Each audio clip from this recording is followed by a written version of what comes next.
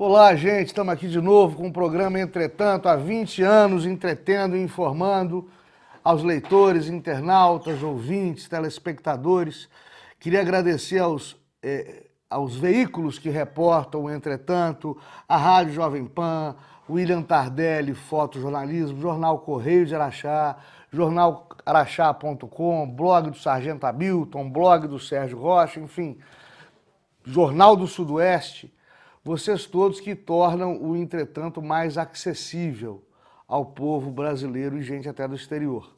Com essa nossa conversa, esse nosso bate-papo semanal sobre as coisas do Brasil e do mundo à luz do direito. É um prazer estar com vocês aqui novamente, tá bom? Graças também aos apoiadores culturais que permitem a veiculação, a produção e a veiculação desse programa. Eu que aqui estou apenas para trocar uma ideia com vocês, trocar ideias amenas com vocês sobre uma situação e um governo que não tem nada de ameno, nada de ameno. Essa madrugada de sábado para domingo, filósofo, escritor, ensaísta, professor, jornalista e astrólogo Olavo de Carvalho meio que rompeu com o presidente Jair Bolsonaro. Ele que é tido e havido como alguns como o guru da direita, o guru de Jair Bolsonaro. Não tem nada disso. Quem está falando com vocês é um leitor assíduo de Olavo de Carvalho, um admirador do pensamento filosófico de Olavo de Carvalho. O fato de existirem hoje, no Brasil e no mundo, pensadores de direita que leem os livros da esquerda, que conhecem o marxismo, que conhecem o pensar filosófico da esquerda e que mesmo assim a abominam, como é o caso de Olavo de Carvalho e de outros, né? Roger Scruton, por exemplo, o australiano Roger Scruton é outro deles, na herança de Gilbert K. Chesterton, um filósofo pensador inglês de meados do século XX. Esse pessoal todo tem cabedal intelectual e não concorda com o pensar da esquerda, que sempre ditou moda no terreno intelectual, no terreno da filosofia política.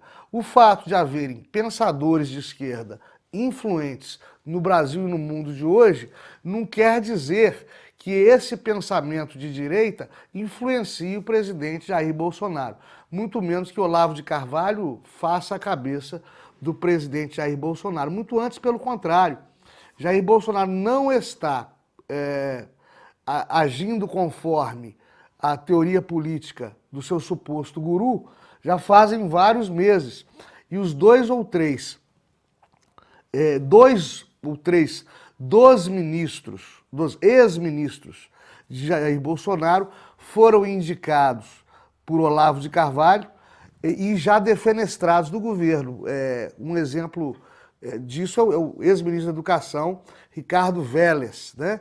É bem verdade que substituído pelo Weintraub, que também é aluno do Olavo de Carvalho.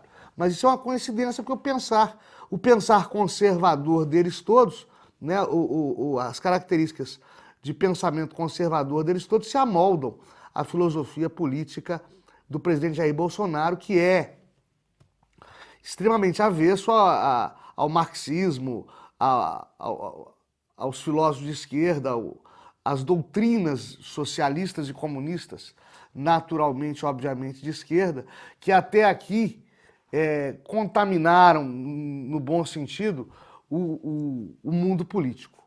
Portanto, o Olavo de Carvalho não é guru de Jair Bolsonaro, até porque eu conheço o pensamento político de Olavo de Carvalho e não tem nada a ver com o que Jair Bolsonaro vem fazendo à frente do governo federal.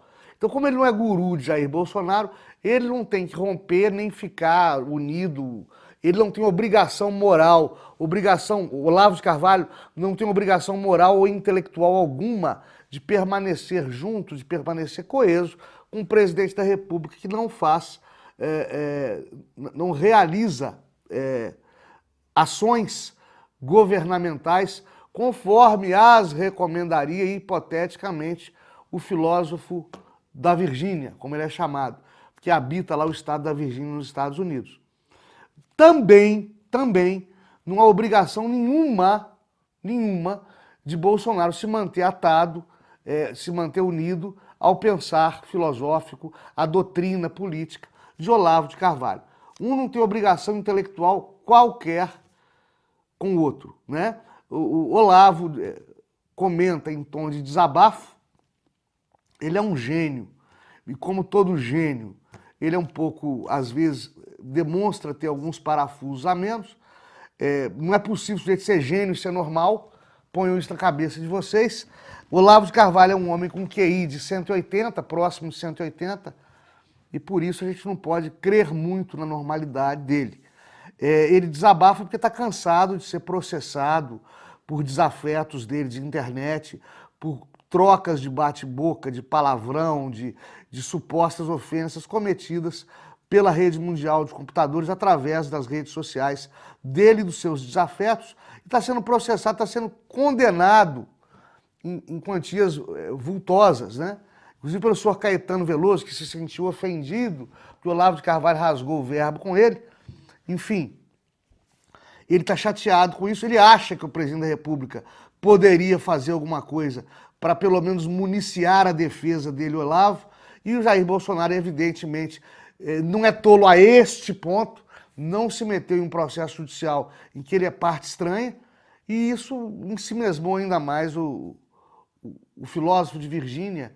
Olavo de Carvalho ficou mais e mais bravo com o aparente dar de ombros de Jair Bolsonaro.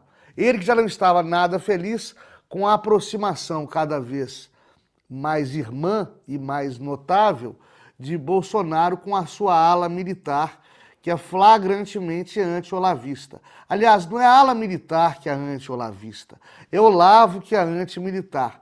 Acredito eu, isso é uma opinião pessoal, que seja resquício, que seja herança de sua época de militante da esquerda, durante o período dos mal chamados anos de chumbo brasileiros, durante o período do regime de exceção militar.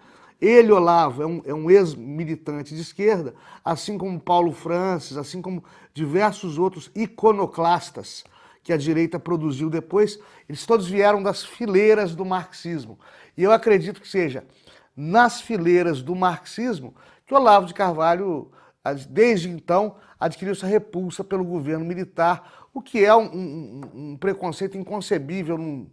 Há um gênio como ele que depois de Manuel Ferreira dos Santos é o nosso maior luminar do pensar filosófico, do pensamento filosófico. Não podemos confundir o filósofo com o filosofista, o que as faculdades supostamente de ponta do Brasil nos dão.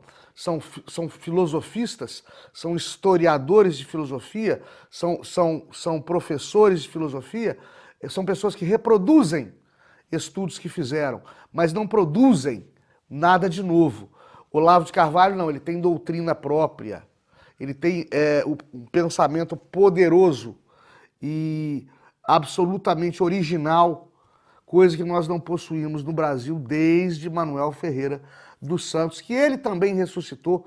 Manuel Ferreira dos Santos, que andava perdido por aí. Daí porque não se entende num filósofo tão brilhante, né? Um preconceito assim tão bobo com a ala governamental do governo Bolsonaro. Eu, por exemplo, não compactuo com isso e acho, muito embora respeite opiniões em contrário, que o homem mais brilhante da República bolsonarista até agora, ou pelo menos aquele que menos erra, queiram entender como bem entenderem, eu já expliquei para vocês aqui que o Entretanto não tem coloração política, a intenção aqui é apenas informar, mas o homem mais brilhante da República, o que menos erra, é o general Hamilton Mourão, o nosso vice-presidente. Então só isso aí já faz sucumbir os preconceitos do nosso brilhante filósofo Olavo de Carvalho, tá certo? Esse rompimento dele com o presidente também é um desabafo, eu acho que não vinga não. Lá na frente eles vão se dar bem de novo. O Bolsonaro tem mais com o que se preocupar. E agora mais ainda a questão da omissão ou distorção dos números da pandemia. Bolsonaro teria retido, o presidente da República, através do Ministério da Saúde, aliás, que está interino até hoje com o general Pazuello, não é porque o Bolsonaro não dá valor ao Ministério da Saúde, ou não é porque a presidência da República não queira que algum político novamente apareça mais que o presidente da República no Ministério da Saúde. Eu acredito que o Ministério da Saúde está vago até hoje porque ninguém topou sentar naquela cadeira. Aquela cadeira, depois da cadeira elétrica, a cadeira de ministro da Saúde talvez seja a mais doída e a mais atemorizante do país Brasil, deste país chamado Brasil. Então Pazuello está lá por dever de ofício, por irmandade de farda, por hierarquia militar, por respeitar o presidente da República, não por vocação e muito menos por competência. Embora não tenha feito nada de muito errado, ele está só ocupando vaga. Certo é que o Ministério da Saúde parou de fornecer tempestivamente, em momento oportuno, os dados diários dos números da pandemia do coronavírus, e isso estaria atrapalhando o Jornal Nacional. O Jornal Nacional, a TV Globo, teria entendido isso como uma perseguição, ou um revide, ou uma represália, ou uma pirraça do presidente da República contra a TV Globo, contra a produção do Jornal Nacional, pôs a boca no trombone, organismos internacionais se manifestaram, Congresso, STF, para variar, né? Até o ex-ministro da Saúde, o Luiz Henrique Mandetta, se manifestou também, que acha que todo mundo acha que os números têm que ser transparentes, têm que ser rápidos.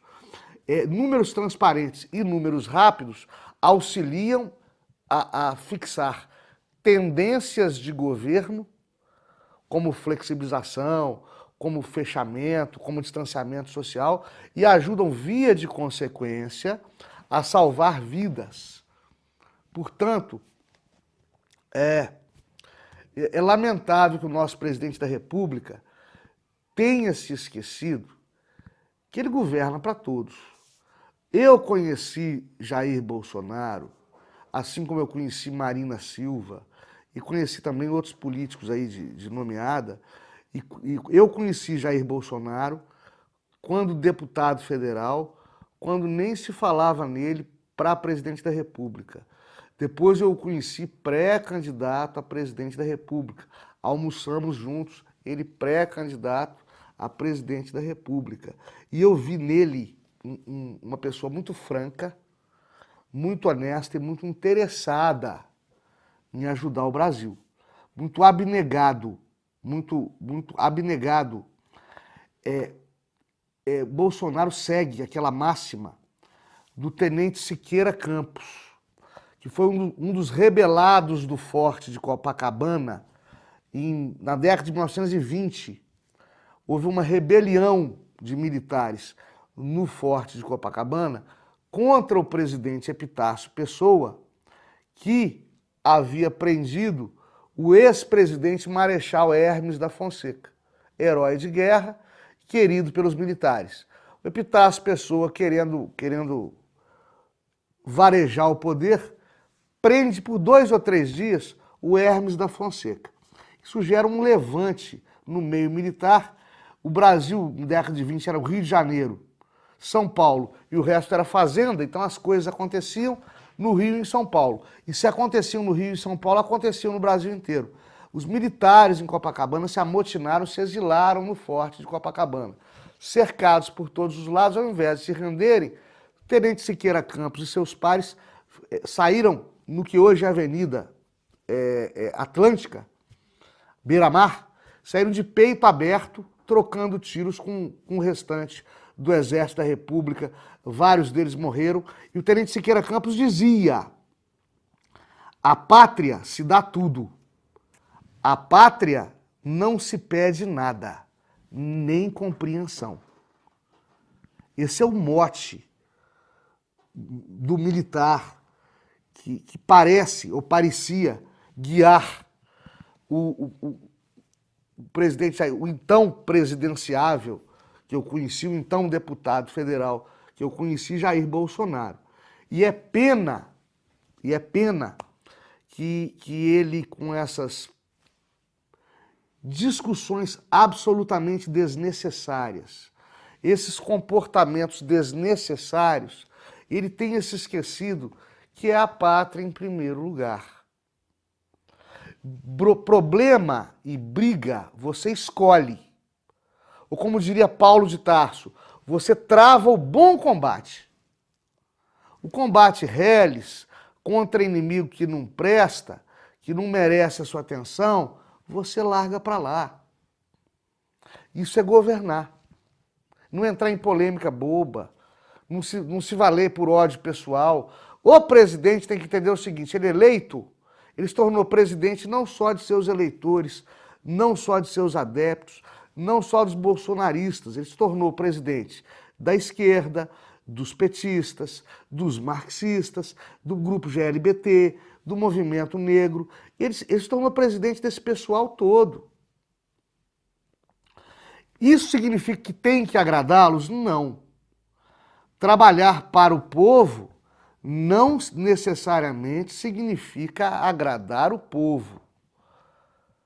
Não é? Eu costumo dizer que, por exemplo, a função dos órgãos de repressão do Estado, polícias, Ministério Público, juiz, é como a função do cão de guarda. Nós temos, essa aliás é uma teoria do coronel Lício Maciel, um ex-combatente da guerrilha do Araguaia que produziu um livro maravilhoso sobre esse episódio peculiar da história brasileira, que foi a guerrilha do Araguaia. O Segredo sobre a Guerrilha do Araguaia, o livro do coronel Lício Maciel, que eu recomendo a todos. Mas o Lício fala o seguinte, nós, organismos de repressão, somos o cão de guarda. O povo é o rebanho de cordeiros. E a bandidagem são os lobos. O cão de guarda, nós existimos para não deixar o lobo atingir o rebanho, alcançar o rebanho e matar o rebanho, que é o povo. Lobo, criminalidade. Lobo, gente hostil. Rebanho, povo. O cão de guarda está ali para defender o rebanho do lobo. Só que para defender o rebanho do lobo, de vez em quando o cão de guarda tem que dar uma mordida, tem que dar uma arrastada, tem que dar uma rosnada, tem que dar uma latida para a ovelha do rebanho. Ou seja, o cão de guarda não é simpático à ovelha do rebanho. Assim como o órgão repressor, isso veio muito a calhar com essa história de George Floyd, de mudança de comportamento de polícia, de mudança de lei para cercear trabalho de polícia. Essa história vem muito a calhar, vai muito além de Jair Bolsonaro isso, né? O órgão repressor, o órgão persecutor, a entidade do Estado encarregada de segurança, direta ou indiretamente, não tem que ser simpática ao povo. Tem que cumprir o seu papel de defendê-lo. Então, trabalhar para o povo não significa agradar o povo. Mas também não significa irritá-lo ou irritar uma parte desse povo que não é eleitor de Jair Bolsonaro com picuinha. Ou irritar órgãos de imprensa, ou irritar instituições numa época de tão grave pandemia, com picuinha, com pirraça. Bolsonaro parece esquecer da máxima de Júlio César, dividir para conquistar. Ele que já havia conquistado, está se dividindo e fracionando o seu poder, o que preocupa a República. O que preocupa a República. Repito, Jair Bolsonaro é um cara honesto, bem intencionado, mas ele tem que pôr a cabecinha dele no lugar. Ele não pode continuar assim, porque ninguém consegue brigar tanto tempo. Ele não terá fôlego para brigar mais 2 anos e um pouquinho, não. Tá bom? Então vamos baixar essa poeira e nos lembrar da parábola do lobo, do cão de guarda e do rebanho, para dizer para vocês que a polícia não está absolutamente obrigada a agradar o povo. O fato que ocorreu nos Estados Unidos, na cidade de Maryland, foi um homicídio estúpido, lamentável, cometido por um policial psicopata, por um policial insensível ao ser humano à sua volta, a um policial descompensado que se esqueceu que servir o povo é protegê-lo. Lembra da história do cão de guarda? E não matar um cidadão só porque é suspeito e que implorava por sua vida. Só que esse ato lamentável não significa que toda a polícia é assim. Muito menos que a maioria da polícia é assim. A polícia americana é muito boa. E esse ato lamentável também não significa que há nele conotação racial. Me perdoem se eu estiver enganado, mas aquele policial criminoso que matou o George Floyd teria matado o João da Silva, ou o Zezinho das Couves, ou o Ciclano, ou o Beltrano, naquela situação de abordagem a um crime em andamento, como se diz na técnica policial brasileira. Estava abordando um cidadão suspeito durante um suposto crime em andamento. Ali não importava a cor do George Floyd. Ali, se fosse um branco, um esquimó, um chinês, um mulato, o policial seria abrutalhado e tosco e rude do mesmo jeito e teria, infelizmente, ocasionado a tragédia que ocasionou do mesmo jeito. Ah, mas só mata negro. A questão é econômica. Eu acho que preconceito há. É econômico. Não há nada de racial nisso. E, infelizmente, por uma questão de dívida histórica, a imensa maioria dos negros ocidentalizados do mundo é pobre. E existe um preconceito de que a classe pobre, as pessoas vulneráveis economicamente, seriam, hipoteticamente, mais propensas ao crime. Isso torna alguns policiais mais enfáticos ou às vezes menos éticos na sua atuação profissional quando chegam a bairros pobres, quando abordam gente pobre, quando abordam pessoas em favelas, em comunidades periféricas. Isso é um fato. Isso é um fato. O preconceito econômico e o negro no Brasil e nos Estados Unidos, em sua maioria, não alcançou ainda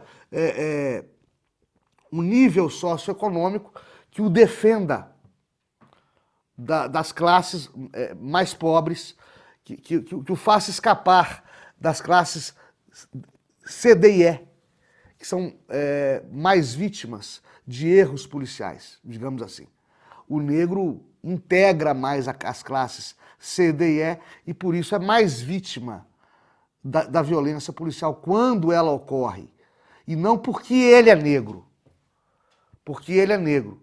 Porque o branco do bairro pobre, o branco da favela, também é vítima de violência policial quando ela ocorre, o que é a exceção da exceção num Estado democrático. George Floyd pode ser visto como bandeira, mas não deve ser visto como bandeira pela luta racial, pela luta contra o racismo. Eu não vejo racismo no fato do deplorável, covarde homicídio do George Floyd. Eu acho que a cor da pele ali não influenciou o policial homicida. É a minha opinião, tá certo? Bom, indo adiante, domingo passado, nós tivemos, mas eu adoro essa expressão, protestos a favor e protestos contra o governo federal, pró-democracia, e protestos contra racismo, contra o homicídio do George Floyd, enfim, foi um domingo de protesto. Protesto a favor e protesto contra. Protesto a favor só existe no Brasil, né? Aliás, nós somos os reis do neologismo. A Dilma Rousseff, aquela ex-presidenta que engavetava o vento, esses dias numa live, tudo virou live agora, né? Esses dias numa live falou que as pessoas correm o risco, durante a pandemia, durante o confinamento, de cometer autossuicídio. Autossuicídio. Essa Dilma Rousseff é uma luminar da língua portuguesa. Eu fico pensando, uma vez eu estava no Nordeste, peguei um táxi, sertão nordestino, indo para a praia. E perguntei como é que estava a opção política lá naquele sertão nordestino. O motorista do táxi apontou um jegue. Falou assim, se Lula mandar votar naquele jegue, nós votamos. Ô Lula, você faltou mandar votar no jegue. Mas, por outro lado, em compensação, você mandou votar na Dilma. E o pessoal votou na Dilma Rousseff. E o resto é história. Votações equivocadas, o povo quase sempre acerta. Eu acredito muito na vontade popular. Mas votações equivocadas, historicamente, deflagram desastres na República Brasileira. Jânio Quadros e João Goulart, graças à incompetência de ambos, graças aos devaneios de ambos, nos deram mais de 20 anos de ditadura militar. De golpe militar, de contragolpe, seja o que for. Jânio Quadros e João Goulart, uma parelha de beques de roça, uma parelha de navalhas, de barbeiros políticos, acabaram com a República Brasileira, que precisou se renascer das cinzas 20 anos depois. Eles soterraram uma geração de políticos. E em seguida, Dilma Rousseff. Se Dilma Rousseff não tivesse, não estou nem falando da primeira eleição da Dilma, tá? Se Dilma Rousseff não tivesse sido reeleita, se o eleito fosse ou Lula de volta ou Aécio Neves, nós não teríamos o sufoco da economia, o impeachment da Dilma, os escândalos da Lava Jato, as prisões, a corrupção do Aécio.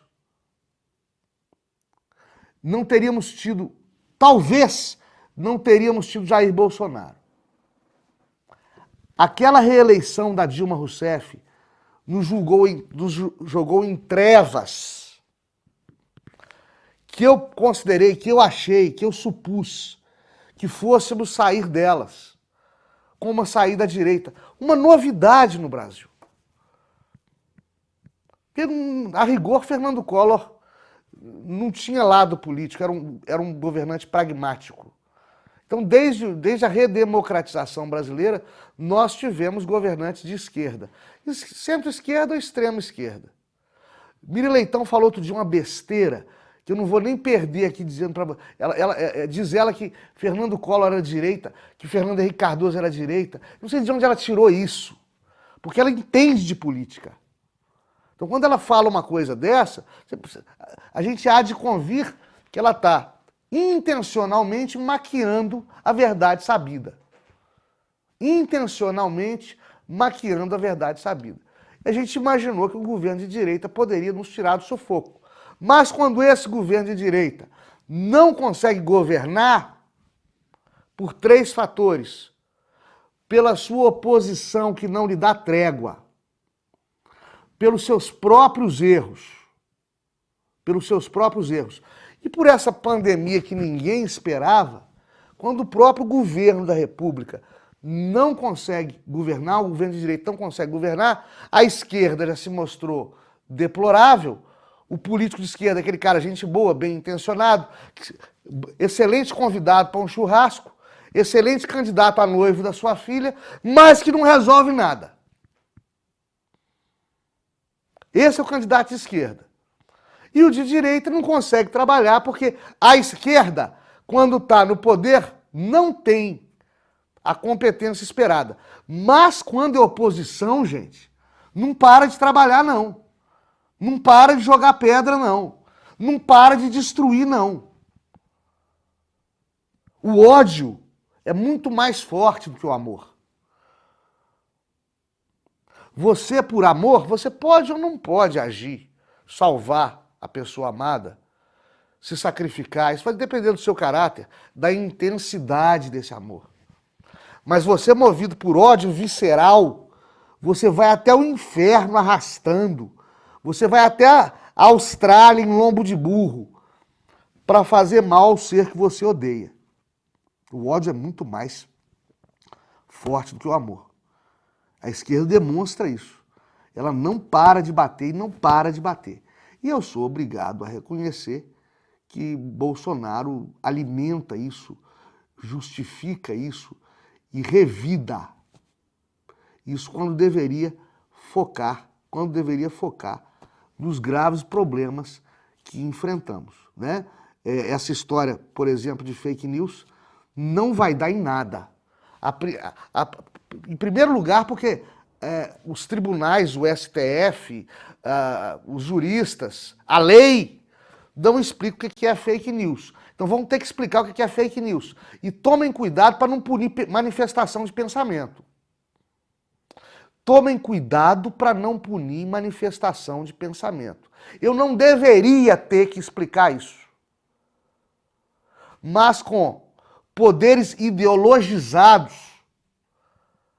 técnicos ideologizados e com um poder judiciário que legisla, eu sou obrigado a explicar isso.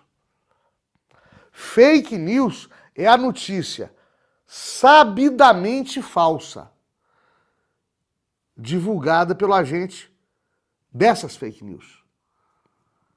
Então, se o sujeito não sabe que a mentira é falsa, que a notícia é falsa, ele não está cometendo fake news. Se forem criminalizar, se forem tipificar, tem que tomar cuidado com isso. Porque se tiver dubiedade, tem tribunal superior aí que vai julgar conforme a galera.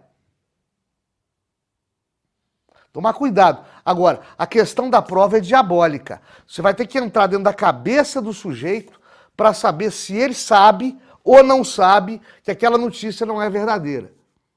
É como no crime de denunciação caluniosa. É você denunciar alguém para as autoridades por crime que sabidamente não é da autoria dessa pessoa.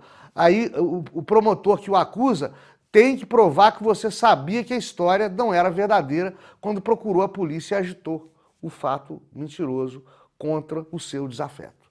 Mas é problema de quem tem que provar. O nosso problema é não criar uma abusividade legislativa para não afrontar a Constituição Federal, que tem na garantia da livre manifestação do pensamento um dos seus mais sólidos pilares do Estado democrático de direito, tá bom? Até terça que vem. Um abraço.